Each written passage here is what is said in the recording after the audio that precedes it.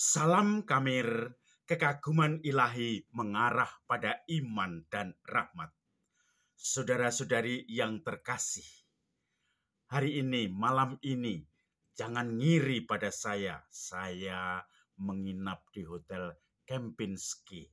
Saya bersama umat yang beberapa kali karena perkawinan itu mereka mengundang saya untuk tinggal menginap di Hotel Kempinski di Jakarta. Hotel yang lumayan mahal. Menikmati kamar yang sungguh-sungguh nikmat sekali seumur hidup. Dan sekarang menantikan breakfast, makan pagi yang sangat menarik. Saudara-saudari yang terkasih, jangan ngiri kalau begitu. Karena Injil hari ini bacaannya juga tentang iri hati. Yesus menyatakan perumpamaan tentang kerajaan Allah kepada murid-muridnya. Kerajaan Allah itu seperti orang yang mempunyai ladang anggur, kebun anggur yang luas, dan masa petik sudah tiba. Maka dia mulai bekerja dengan kesepakatan para karyawan sedinar sehari upahnya. 1 dinar 1 hari. Kemudian ketika mereka mulai bekerja pagi hari, lalu jam 9 siang, tuan dari pekerja kebun anggur itu mencari lagi tenaga karena kurang. Dan ditemui di pasar banyak orang menganggur saja. Kenapa kamu menganggur? Ayo kerja di tempat ladangku. Mereka pun bekerja. Lalu jam 12 siang dan jam 3 sore, tuan itu juga keliling dan ditemui di pasar-pasar banyak orang menganggur. Maka dia pun menawarkan, ayo bekerja di kebun ladangku, di kebun anggurku. Maka mereka pun juga bekerja dari jam 12 siang sampai juga jam 3 sore itu, sampai malam atau petang. Lalu begitu sudah petang, tuan itu memanggil semua karyawannya untuk mendapatkan upah. Mulai dari yang bekerja paling akhir, mereka masing-masing mendapatkan 1 dinar. Sampai juga yang bekerja dari pagi, mereka mengharapkan, membayangkan bahwa mereka akan mendapat lebih dari 1 dinar. Tetapi ternyata mereka juga hanya mendapat 1 dinar. Lalu mereka pun protes, kenapa kamu tidak adil? Orang yang bekerja baru saja kamu beri upah 1 dinar. Saya yang dari pagi kamu beri upah 1 dinar juga. Lalu tuan atas kebun anggur itu berkata, kenapa kamu iri hati? Bukankah kita sudah sepakat sedinar sehari? Ambillah bagianmu dan jangan komplain, pergilah. Begitu Yesus kemudian mengingatkan para murid, yang pertama akan menjadi yang terakhir. Yang terakhir akan menjadi yang pertama. Saudara-saudari yang terkasih, apakah iri hati itu membuat kita kadang-kadang tidak peka akan kegembiraan orang lain yang bertobat pada masa-masa tuanya, pada masa-masa mungkin menjelang mereka dipanggil Tuhan? Saya mengalami suatu pengalaman yang menarik. Ada satu keluarga, dia keluarga yang percaya kepada Kristus.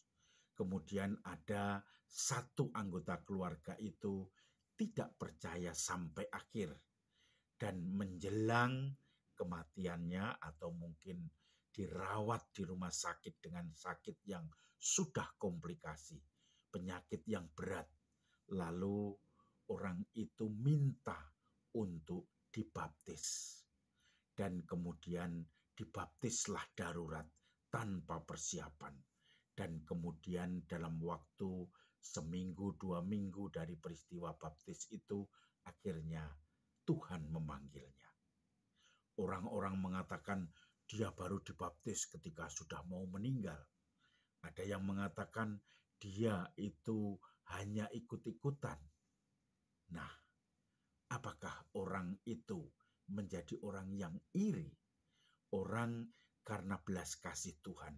Karena sekali lagi, belas kasih Tuhan, cinta kasih Tuhan, pengampunan Tuhan tidak pernah memperhatikan dia bertobat kemarin sore, dia bertobat 10 tahun yang lalu, dia bertobat sejak lahir tidak pernah membuat masalah.